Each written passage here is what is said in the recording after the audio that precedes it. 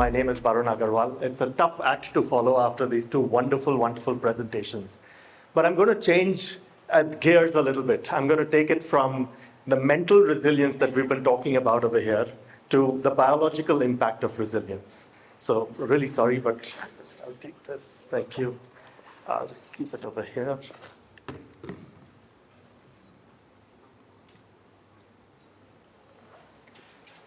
So how many of you have been here since morning? Quick raise of hands. Excellent. How many of you from morning till now have had one slight moment of where your eyes have gone closed and you had a little bit of a yawn and you felt a little sleepy? Be honest. Hands up. A lot of you. Do you want to know what the reason for that is, my friends? I'm going to go through that over here for you. The reason was not because these talks were not good. I have to tell you, I've been super impressed. These talks have been phenomenal so far. The reason is something that you will learn right now. So why your brain is tired is what we're going to learn. All right. Okay. So 13 years ago, I came back to India, and my own family said that I was crazy. So I moved back to India from the United States in 2010. With two small children.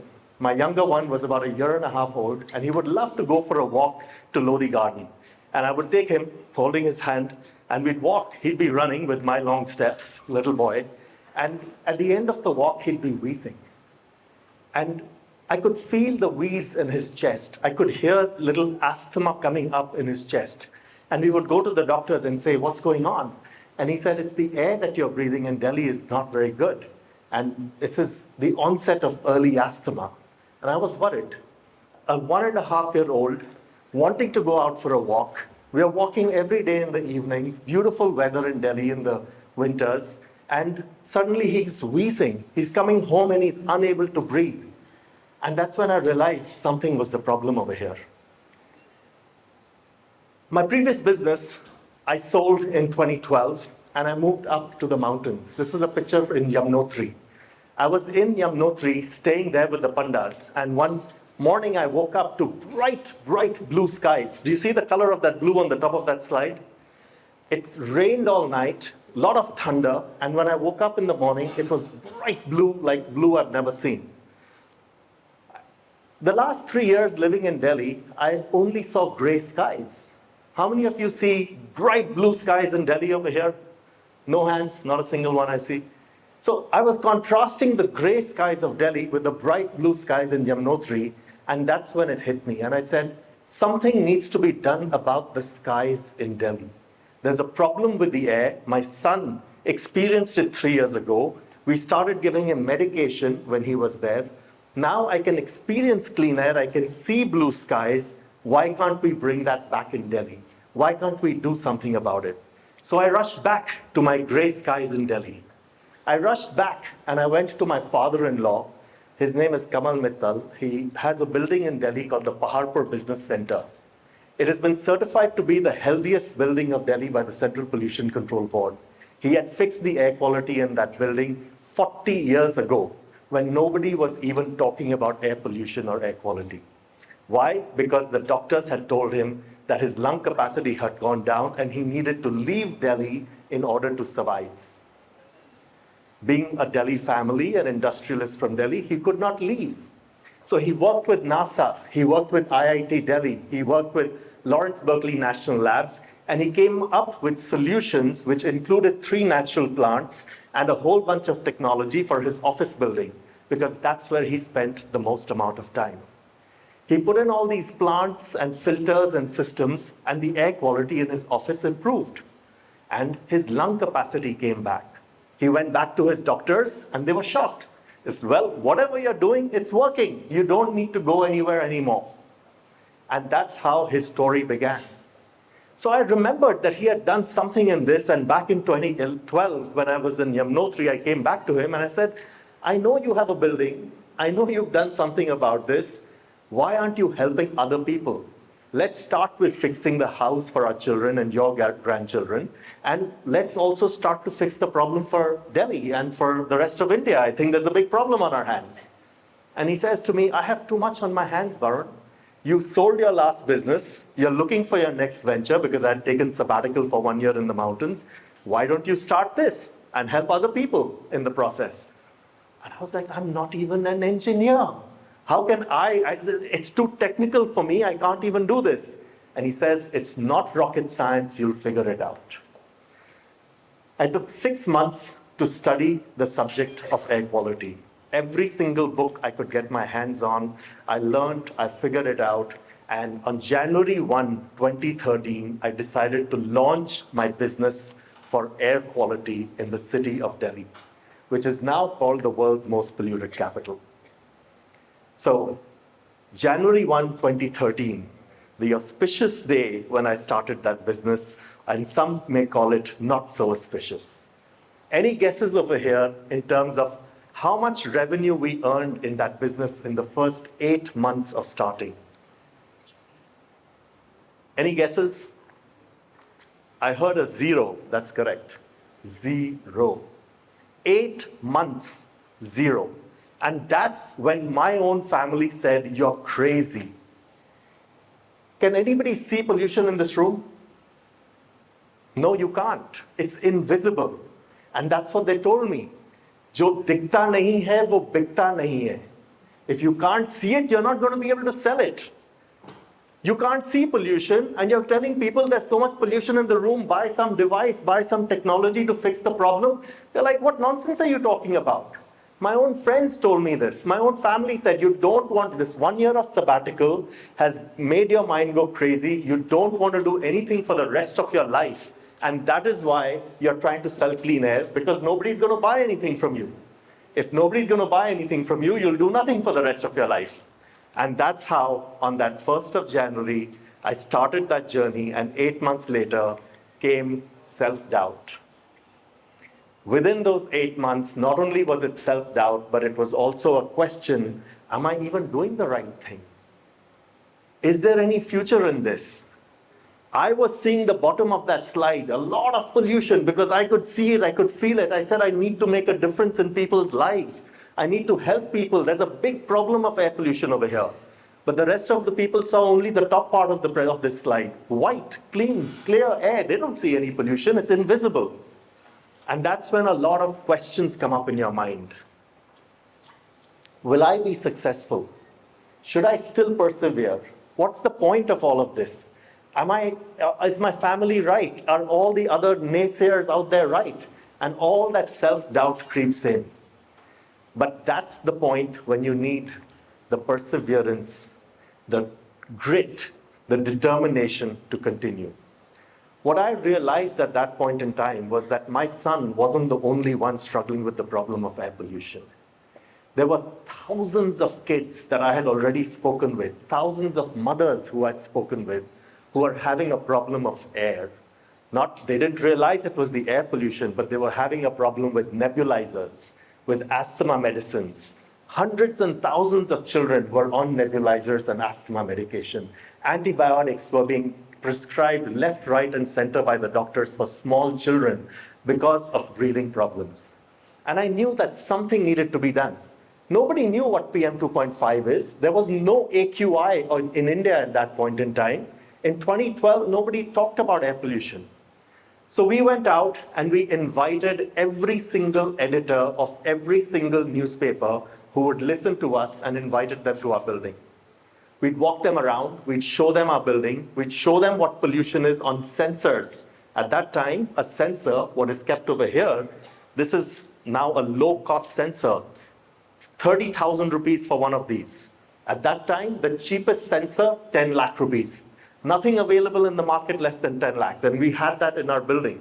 So I'd take that 10 lakh rupee sensor, I'd show it to that editor, and I say, see, you see this reading of air pollution inside the room?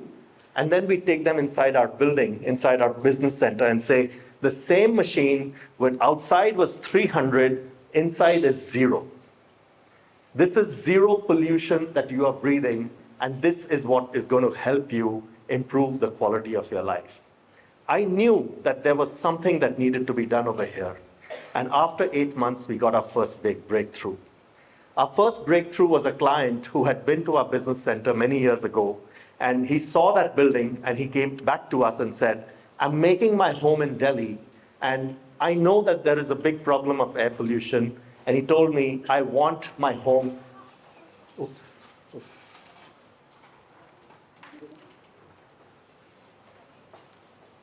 Sorry about that. And he says, I want my home to be like Davos. Davos in Switzerland. He used to go there every year for the World Economic Forum. And he says, I want air quality like Davos in my home, Barun. Can you do that for me? And I love that. I said, Uncle, I'm going to take this line. And my tagline for my company became Davos in Delhi. Because I could give Swiss Davos quality air in the world's most polluted capital, Delhi. And today, after all of those years of perseverance, of ensuring that I'm helping people, and today we've got more than 150,000 people who have been impacted with clean air solutions that we've provided at least. I've been fortunate enough to be able to write the standard of air quality of India through ISHRE, the Indian Society of Heating, Refrigeration, and Air Conditioning Engineers. And remember, I said I'm not even an engineer. I've written the Air Purifier Guidebook for India. The book, How to Grow Fresh Air, and there's a copy of it waiting outside for all of you when you leave. Please do take a copy of the book and hope you enjoy reading it as much as we enjoyed writing it.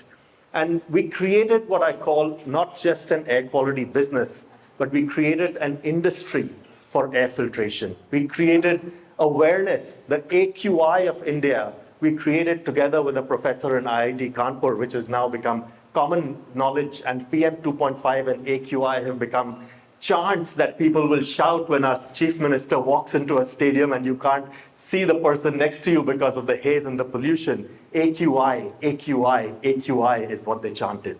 We created that with Professor Gupta in IIT Kanpur. So, do we glorify mental toughness? That's the question I want to ask you. We are constantly glorifying mental toughness, but are we ignoring biological stress? The mind can be very resilient, but there are certain environmental factors, biological factors that can be very important to us. The maximum stress is from what is invisible. So right here in this room, I'm just going to take a reading over here. Oops, yeah. So the CO2 levels in this room are at 4,667 parts per million. 4,000. Outside is 400 parts per million. Inside over here, 4,000 parts per million. That's 10 times what's outside. Anything over 800, 900 makes us drowsy. In your classrooms, if you have closed rooms with air conditioners, the CO2 levels will be just as much as this. And in a learning environment where kids want fresh air, we are giving them stale air where the brain slows down. That's the reason why some of you would be yawning. Some of you might have your eyes closed. The CO2 levels here are at 4,667. The PM 2.5, those little particles, are at about 40 micrograms per cubic meter over here. The World Health Organization says that our exposure should be under 5 micrograms per cubic meter. And this is the summer when the air quality is much better. The winter time is when the air is much worse in Delhi. So right now in a room like this, we're at 40. Imagine what it would be in the winter time. And this air pollution not just goes into our lungs that most people believe. It goes into all parts of the human body. It affects your nervous system. It affects the cardiovascular system. It affects the urinary system. It affects the reproductive system. All aspects of the human body get impacted. This is a chart of the United States showing mortality because of that fine PM 2.5 that we are breathing and going into our lungs. Just all you need to see is red is bad, blue is good. Here's India for you. It's not just a city problem. It's just not a Delhi problem. It's just not a big city problem. We have a problem of PM 2.5 across the length and breadth of our country. Dr. Arvind Kumar, the chairman of robotic lung surgery at Medanta Hospital in Gurgaon, shared these images with me. On the left is a healthy lung. The middle is a 40-year-old non-smoker living in Delhi. And on the right is a lung of a 14-year-old boy in Delhi. These black particles in the lung are irreversible and cause permanent damage. So if you can reduce your exposure even by 10 hours, you will actually increase your lifespan because the blackness will reduce. Your brain is only 2% of your body weight, but it consumes 20% of the oxygen that you breathe. And with CO2 at 5,000 parts per million over here, the oxygen that is going into our brains is reduced. So 407 is outside, normally 1,500 to 3,000, but it's getting closer to 5,000 over here. I didn't expect that, but it is getting close to 5,000. And so my question is, maybe burnout isn't just emotional. Maybe grit is not just about emotion. Maybe it's also environmental. If we can breathe clean, fresh air in our classrooms, in our offices, while sleeping, we can actually improve the quality of our life because we spend 90% of our time indoors. And this is what my bedroom breathing looks like. In the last 8 years, the CO2 levels in my bedroom have been under 700 parts per million, and the PM 2.5, even in the winter time in Delhi when it is 500 outside, is at 0 in my bedroom, and in my office, and in my car. So it is possible, solutions are available, you need to bring fresh, clean air into your spaces. Ventilation with filtration is a very important concept. But what I wanted to tell you is, this, I believe, is the reason I was able to continue down my journey of pursuing a business which everybody said is going to fail and that I was doing the wrong thing. I believe because I was breathing fresh, clean air, my mind had the space to be resilient. My mind had the environmental or the surroundings to have the grit around it. So resilience is not just about strengthening the mind. Sometimes to thrive, we need to fix the air our mind lives in. So the air we are all sitting in right now, we need to fix that. Thank you very much.